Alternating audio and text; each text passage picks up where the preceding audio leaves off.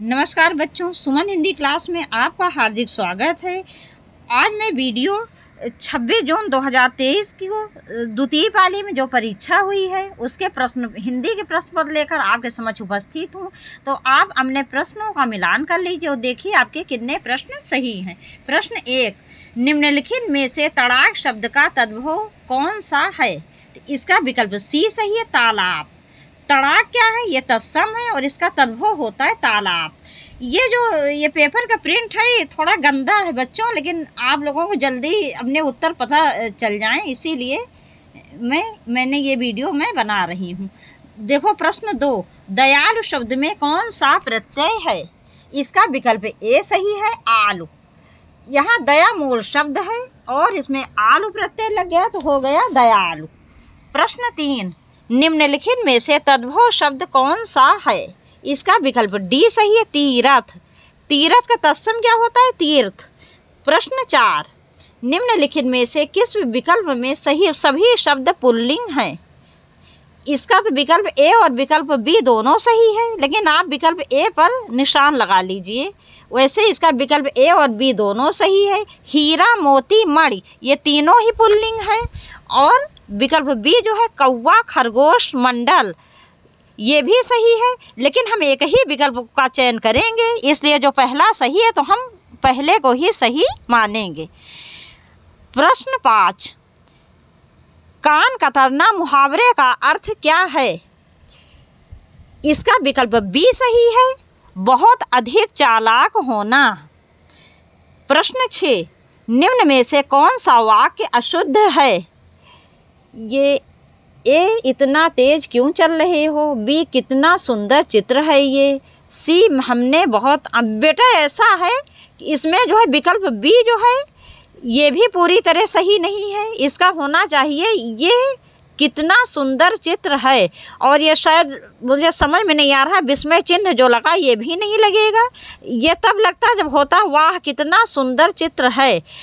और ये जो विकल्प सी है ये भी जो है ये भी गलत है, क्योंकि मैंने बहुत आम खाए। इसका क्या होगा? मैंने बहुत आम खाए। तो आप इसमें विकल्प सी को सही समझ लीजिए, मतलब यही आपका उत्तर होगा, मैंने बहुत आम खाए। वैसे विकल्प बी भी सही नहीं है। देखते हैं प्रश्न 7, शीर्षक को चयन करते समय अनुच्छेद में निहित भावों और विचारों की परख कर लेनी चाहिए।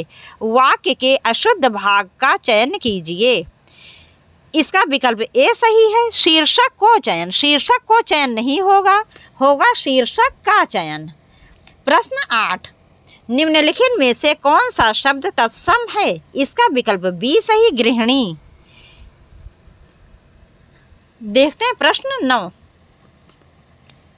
किस विकल्प में शब्द युग्म का अर्थ भेद सही नहीं है? इसका विकल्प ए सही, बलि, बलि।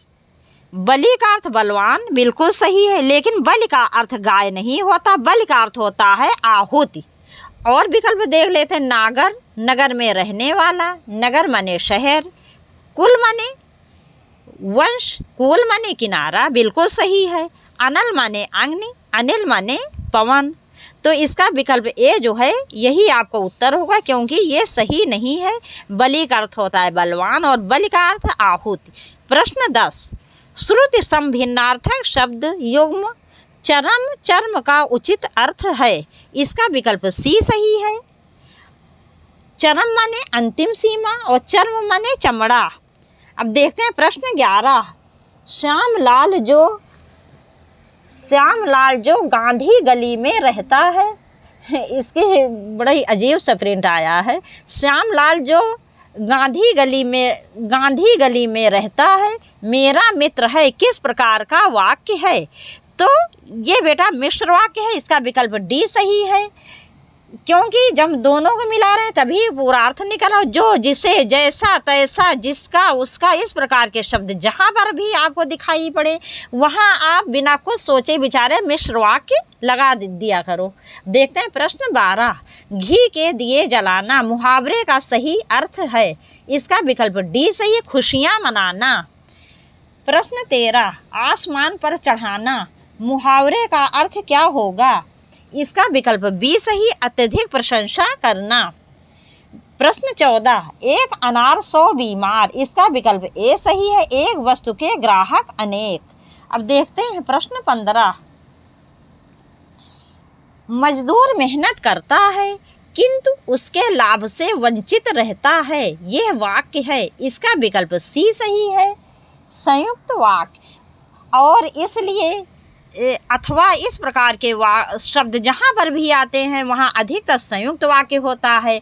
और इसमें संयुक्त वाक्य, जैसा कि मैं बार बार बताती हूँ, कि इसकी सबसे बड़ी पहचान ये होती है कि दोनों उपवाक्य अपना स्वतंत्र अर्थ रखते हैं। तो मजदूर मेहनत करता है, इसका पूरा स्वतंत्र अर्थ निकल रहा है, और उसके लाभ से वंचित रहता है, इसका भी पूरा अर्थ निकल रहा है, इसलिए यहाँ पर संयुक्त वाक्य है। अब देखते हैं अगले प्रश्न। ये अनुच्छेद देख लेते हैं, हम इनको पढ़ लेते हैं। निम्नलिखित अनुच्छेद को ध्यानपूर्वक पढ़कर नीचे दिए गए प्रश्नों के उत्तर दीजिए। इस अनुच्छेद को पढ़ना और 16 से 20 तक के प्रश्नों के उत्तर देने हैं। जिस विद्यार्थी ने समय की कीमत जान ली, वह सफलता को अवश्य प्राप्त करता है। प्रत्येक विद्यार्थी को अपनी दिनचर्या की समय सारणी अथवा तालिका बनाकर उसका पूरा दृढ़ता से पालन करना चाहिए। जिस विद्यार्थी ने समय का सही उपयोग करना सीख लिया, उसके लिए कोई भी काम करना असंभव नहीं है। कुछ लोग ऐसे भी हैं जो कोई काम पूरा न होने पर समय की दुहाई देते हैं। वास्तव में सच्चाई इसके विपरीत होती है। अपनी अकर्मण्यता और आलस को समय की कमी के बहाने छिपाते हैं।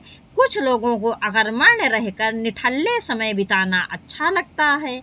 ऐसे लोग केवल बातूनी होते हैं। दुनिया के सफलतम व्यक्तियों ने सदैव कर्तव्य व्यस्तता में जीवन बिताया है। उनकी सफलता का रहस्य समय का सदुपयोग रहा है। दुनिया में अथवा प्रकृति में हर वस्तु का समय निश्चित है। समय बीत जाने के बाद कार्य फलप्रद नहीं होता। अब देखते हैं इस प्रश्न 16, कुछ लोग समय की कमी के बहाने क्या छुपाते हैं, इसका विकल्प ए सही है, अपनी अकर्मण्यता और आलस। प्रश्न 17, विद्यार्थी को सफलता प्राप्त करने के लिए आवश्यक है, क्या आवश्यक है, इसका विकल्प डी सही है, समय की कीमत समझना। प्रश्न 18, कार्य किस स्थिति में फलप्रद नहीं होता, इसका विकल्प सी सही है, समय बीत जाने पर। प्रश्न 19, अकर्मण्यता शब्द में उपसर्ग और प्रत्यय कौन से हैं, इसका विकल्प ए सही है। कर्मण क्या है, मूल शब्द है और इसमें आ उपसर्ग है और ता प्रत्यय है। देखते हैं प्रश्न 20, दुनिया के सफलतम व्यक्तियों की सफलता का रहस्य क्या है, इसका विकल्प बी सही है, समय का सदुपयोग। प्रश्न 21, एक औपचारिक पत्र में समाप्ति के पूर्व हस्ताक्षर और नाम के ऊपर कौन सा कथन उपयुक्त होगा, इसका विकल्प सी सही, भौदी। देखो बेटा, सादर प्रणाम, आपका प्रिय, आपका आज्ञाकारी, ये जो है सदैव अनौपचारिक पत्र में आता है। अनौपचारिक पत्र किसे कहते हैं, व्यक्तिगत पत्र को। अब देखते हैं प्रश्न 22, अब कैसे छूटे राम नाम रट लागी, प्रभु जी तुम चंदन हम पानी, जाकी अंग अंग बास समानी। दी गई पंक्तियाँ किसके द्वारा रचित पद का अंश हैं, इसका विकल्प सी सही है, रैदास। ये रैदास जी जो हैं ये निर्गुण काव्यधारा के या संत काव्यधारा के कवि हैं। अब देखते हैं प्रश्न 23, निम्न में से कौन सा समूह सही नहीं है, इसका विकल्प सी सही है, विकल्प सी, चा छा जा झा, ये तालव्य वर्ण है ना कि मूर्धन्य। मूर्धन्य वर्ण होते हैं टा ठा डा ढा अड़ा। देखते हैं अगला प्रश्न, हंस पद विराम चिन्ह कौन सा है, ये बेटो इसका प्रिंट जो है बेटा थोड़ा कम साफ आया है, लेकिन ये विकल्प डी होगा क्योंकि और कोई भी हंस पद नहीं है। ये थोड़ा उल्टा वी जैसे लग रहा है, तो यही इसका उत्तर है, विकल्प डी। हंस पद क्या होता है, वही उल्टा वी, तो मुझे हल्का सा दिख रहा है उल्टा वी के जैसा, यही इसका उत्तर है। अब देखते हैं प्रश्न 25, संयुक्ताक्षर व्यंजन में निम्न में से कौन से हैं, इसका विकल्प ए सही है, छात्रा, ज्ञा और श्रा। ये संयुक्ताक्षर व्यंजन क्या होते हैं? संयुक्ताक्षर व्यंजन वे होते हैं जो दो व्यंजनों के योग से बनते हैं, जिसमें पहला व्यंजन क्या होता है? स्वर रहित और दूसरा स्वर सहित होता है। तो हिंदी में छात्रा, ज्ञा और श्रा ये संयुक्ताक्षर व्यंजनों की संख्या 4 है। प्रश्न 26, विकारी शब्द के प्रकार होते हैं। इसका विकल्प ए सही है, 4। देखो, प्रयोग के आधार पर शब्द के कितने भेद हैं? 2, विकारी और अविकारी। विकारी शब्द वे होते हैं लिंग, वचन, काल, कारक आदि के आधार पर जिनके रूप में परिवर्तन हो जाता है, और अविकारी शब्द वे होते हैं लिंग, वचन, काल, कारक आदि के आधार पर जिनके रूप में कोई भी परिवर्तन नहीं होता है। विकारी शब्दों की संख्या कितनी? 4। संज्ञा, सर्वनाम, विशेषण, क्रिया। और अविकारी शब्दों की संख्या है 4। क्रिया, विशेषण, संबंध बोधक, समुच्चय बोधक और विस्मयादि बोधक। प्रश्न 27, हे री मैं तो प्रेम दीवानी, मेरो दर्द न जाने कोई, दर्द की मारी बन बन डोलूं, वैद मिले नहीं कोई। यह पंक्तियां किसकी हैं? तो ये है मीरा की। ये मीराबाई जी की पंक्ति हैं, और ये जो है ऐसी कवित्री थी जिन्होंने कृष्ण भक्ति धारा की कवित्री हैं, और इन्होंने जो है ये पंक्तियाँ किसके ऊपर लिखी हैं? भगवान कृष्ण के ऊपर लिखी हैं, क्योंकि इन्होंने तन मन कर्म सबसे जो है वो श्री कृष्ण भगवान को ही अपना प्रेमी, अपना पति और सब कुछ मान लिया था। अब देखते हैं प्रश्न 28, भाषा की सबसे छोटी इकाई क्या है? तो इसका विकल्प बी सही है, वर्ण। बच्चों, भाषा की सबसे छोटी मौखिक इकाई ध्वनि होती है।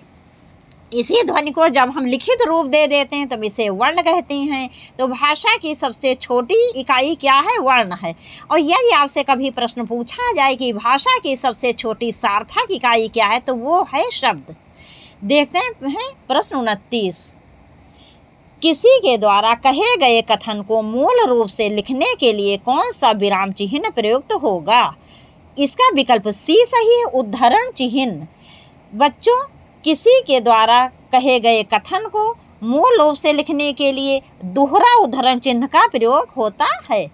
जैसे कि किसी ने कहा है जो कुछ, तो बिल्कुल उसी तरह उसको लिखना, उसमें कोई भी परिवर्तन ना करना। जैसे कि सुभाष चंद्र बोस ने क्या कहा था कि तुम मुझे खून दो, मैं तुम्हें आज़ादी दूंगा। तो इस प्रकार से ऐसे कथन जहाँ पर भी होते हैं वहाँ उद्धरण चिन्ह का प्रयोग होता है। कौन से उद्धरण चिन्ह का? दोहरे उद्धरण चिन्ह का। अब देखते हैं प्रश्न 30, निम्नलिखित में से किस विकल्प के सभी शब्द अनेकार्थी हैं? तो इसका विकल्प बी सही है, विकल्प बी 1 और 4। अनेकार्थी शब्द वे होते हैं जिनके एक शब्द के कई अर्थ निकलते हैं। अब देखते हैं प्रश्न 31, संभव है कि कल हम सिनेमा देखने जाएंगे, वाक्य किस काल में व्यक्त हुआ है? इसका विकल्प ए सही है, संभाव्य भविष्यत काल। देखो बेटा, संभाव्य भविष्यत काल वहाँ होता है जहाँ पर कि भविष्य में होने वाले कार्य में एक संभावना रहती है, हो भी सकता है, नहीं भी हो सकता है। यदि प्रश्न होता कल हम सिनेमा देखने जाएंगे, कल हम सिनेमा देखने जाएंगे, तो यहाँ सामान्य भविष्यकाल हो जाता। लेकिन यहाँ लिखा है क्या? संभव है कि कल हम सिनेमा देखने जाएंगे, मतलब एक संभावना है, तो इसलिए इसका विकल्प ए सही होगा, संभाव्य भविष्यत काल। प्रश्न 32, महाओजस्वी का संधि रूप है। इसका विकल्प ए सही है, महोजस्वी। महा प्लस ओजस्वी, यहाँ पर वृद्धि स्वर संधि है। जहाँ पर समान स्वरों के मेल से दीर्घ होता है वहाँ पर दीर्घ स्वर संधि होती है, और जहाँ पर असमान स्वरों के मेल से वृद्धि होती है वहाँ पर वृद्धि स्वर संधि होती है। प्रश्न 33, मोहिनी ने चिड़ियाघर में पंछी देखे। मोहिनी ने चिड़ियाघर में पंछी देखे, रेखांकित शब्द में कौन सा कारक है? ये तो पूरा ही रेखांकित है। पंछी देखे, यहाँ बेटा कर्म कारक होगा, यहाँ को चिन्ह छिपा हुआ है। मोहिनी ने चिड़ियाघर में पंछी देखे, मैंने पंछियों को देखा। अब देखते हैं अगला प्रश्न। प्रश्न 34, पंडित जी हवन कराकर कथा कह रहे थे में कौन सी क्रिया है? तो यहाँ इसका विकल्प डी सही है। पूर्वकालिक क्रिया, जहाँ पर एक क्रिया को समाप्त कर दूसरी क्रिया की जाती है वहाँ पर पूर्वकालिक क्रिया होती है। जैसे पंडित जी ने पहले हवन कराया, फिर उन्होंने कथा कही। हवन कराने कार्य पूरा हो चुका, फिर बाद में कथा कही, तो जहाँ पर एक क्रिया समाप्त होगा दूसरी क्रिया शुरू हो, पूरी हो ना पूरी, उससे कोई मतलब नहीं रहता। पहली क्रिया समाप्त हो जाती है और दूसरी क्रिया होती है, तो वहाँ पूर्वकालिक क्रिया होती है। देखते हैं प्रश्न 35, निम्न में से किस विकल्प में सकर्मक क्रिया का प्रयोग हुआ है? ए, सिपाही तेज दौड़ता है, दौड़ना तो अकर्मक क्रिया है। बी, सिपाही युद्ध में लड़ता है, लड़ना भी एक तरह से अकर्मक ही होगी। सिपाही चोर को पकड़ता है। सी, डी, सिपाही बहुत कम सोता है, सोना तो अकर्मक क्रिया ही होती है। इसका विकल्प सी सही है, सिपाही चोर को पकड़ता है, को चिन्ह भी आ गया है, इसलिए ये पूरी तरह से क्रिया सकर्मक है। पकड़ना क्या है? क्रिया हो गई। सिपाही क्या है? ये करता है, और चोर क्या है? ये कर्म है, तो यहाँ पर ये सकर्मक क्रिया का उदाहरण है। प्रश्न 36, मेरा घर स्कूल से बहुत दूर है, रेखांकित शब्द में कौन सा कारक है? तो यहाँ पर अपादान कारक है, इसका विकल्प सी सही है। जहाँ पर कोई वस्तु किसी से अलग होती वहाँ अपादान कारक होता है। मेरा घर स्कूल से दूर है, दूरी का बोध हो रहा है, अलग होने का बोध हो रहा है, इसलिए यहाँ पर अपादान कारक है। प्रश्न 37, निम्नलिखित में से कौन सा समास का नाम सही है? सज्जन अव्ययी भाव समास, ये तो गलत है। सज्जन तो कर्मधारय समास है। सद प्लस जन, सज्जन है जो जन। बी, अष्टाध्यायी द्वंद्व समास, ये भी गलत है, ये तो द्विगु समास है। यथामति, ये तो अव्ययी भाव समास, इसमें कर्मधारय लिखा है। शरणागत तत्पुरुष समास, ये तो इसका विकल्प डी सही है। शरणागत, शरण को आगत, यहाँ पर कर्म तत्पुरुष समास है। अब देखते हैं अगला प्रश्न। निम्न में से किस विकल्प में सही विलोम युग्म नहीं है? नहीं है पूछा है, ये तो पहला ही आपको उत्तर हो जाएगा। आसक्ति का क्या हो जाएगा? अनासक्ति। नास्तिक तो आस्तिक होता है, तो यही जो है आपका उत्तर है। अब देखते हैं प्रश्न 39, निम्नलिखित में से अभिज्ञ शब्द का विलोम शब्द क्या होगा? इसका होगा विकल्प डी, अनभिज्ञ। करुण रस का स्थायी भाव है, इसका विकल्प सी सही है, शोक। भय किसका होता है? भयानक रस का। विस्मय किसका होता है? अद्भुत रस का। देखते हैं अगला प्रश्न। निम्नलिखित पंक्तियों में से कौन सा रस है? किलकत कान घुटुरवन आवत, मणिमय कनक नंद के आंगन, बिंब पकड़िबे धावत। कबहु निरख हरि आप छाह को, कर सो पकरन चाहत। किलक हसत राजत दुई दोतिया, पुनि पुनि तिहि अवगाहत। तो इसका विकल्प बी सही है, वात्सल्य रस।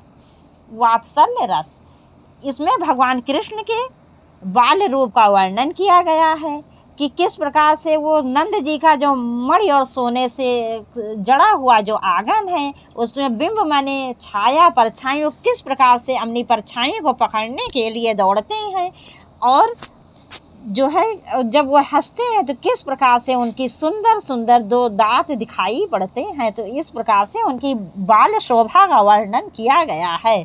प्रश्न 42, शेष महेश गणेश दिनेश सुरेश युजाहि निरंतर गावे में कौन सा अलंकार है? इसका विकल्प डी सही है, अनुप्रास अलंकार। यहाँ सा वर्ण कई बार आया है, जहाँ एक ही वर्ण की आवृत्ति बार बार होती वहाँ अनुप्रास अलंकार होता है, और ये शब्द अलंकार के अंतर्गत आता है। देखते हैं प्रश्न 43, अध्यक्ष शब्द में उपसर्ग कौन सा है? इसका विकल्प सी सही है, आदि। अक्ष मूल शब्द है, उनमें अधि उपसर्ग लग गया, क्या हो गए? अध्यक्ष। अब देखते हैं प्रश्न 44। प्रश्न 44, अज्ञेय शब्द के लिए एक वाक्यांश है, इसका विकल्प बी सही है, जिसे जाना ना जा सके। यहाँ गे मूल शब्द है। गे माने क्या होता है? गे माने जिसे जाना जा सके, और जहाँ इसमें आ उपसर्ग लग गया क्या हो गया? अज्ञेय, जिसे जाना ना जा सके।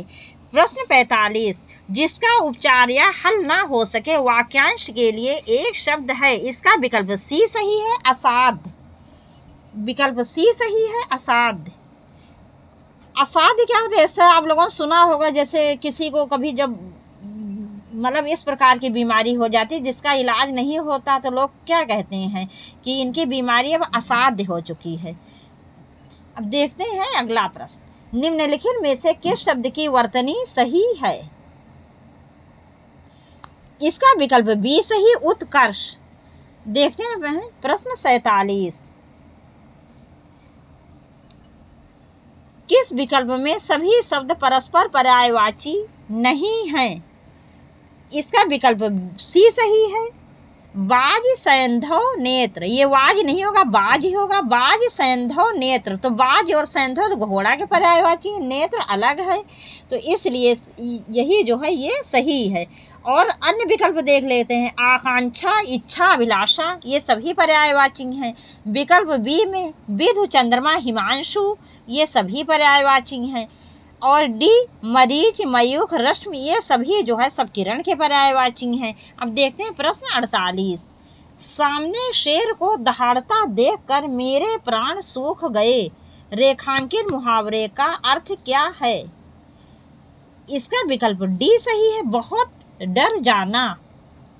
अब देखते हैं प्रश्न 49, निम्न में से कौशल और चातुर का पर्यायवाची कौन सा नहीं है? इसका विकल्प डी सही, सुर सरिता। सुर सरिता माँ गंगा का पर्यायवाची है। अब देखते हैं प्रश्न 50, पीपर पात सरिस मन डोला, इस पंक्ति में कौन सा अलंकार है? तो यहाँ पर उपमा अलंकार है। और ये कौन सा उपमा अलंकार का कौन सा भेद है? यहाँ पूर्णोपमा अलंकार है। जहाँ उपमा अलंकार के चारों अगर उपमेय, उपमान, साधारण धर्मवाचक शब्द उपस्थित रहते हैं, वहाँ पूर्णोपमा अलंकार होता है। तो बच्चों, अब यहीं पर ये वीडियो समाप्त कर रहे हैं। कमेंट्स आप ज़रूर करिएगा कि आपको ये वीडियो कैसा लगा। आपसे जल्दी ही मिलेंगे अगले वीडियो में बहुत अच्छे अच्छे प्रश्नों के साथ। तब तक के लिए नमस्कार।